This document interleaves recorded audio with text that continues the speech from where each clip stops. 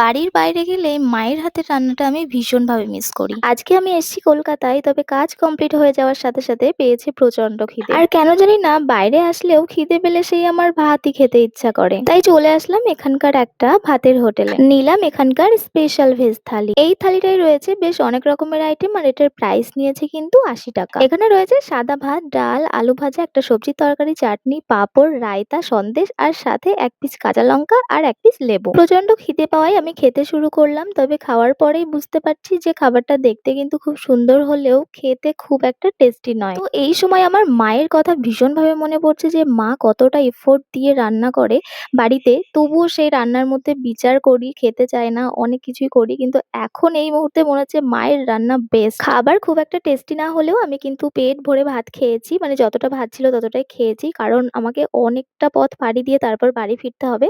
তো বাড়ি ফিরতে ফিরতে বেশ অনেকটাই রাত হয়ে যাবে, সে কারণে কিন্তু একমতো ইচ্ছা না থাকা সত্ত্বেও আমি কিন্তু ভাতগুলো বেশ জোর করেই খেয়ে নিয়েছি। বিলটা দিয়ে এখন আবার যাচ্ছি স্টেশনের দিকে, কারণ ট্রেন ধরতে হবে।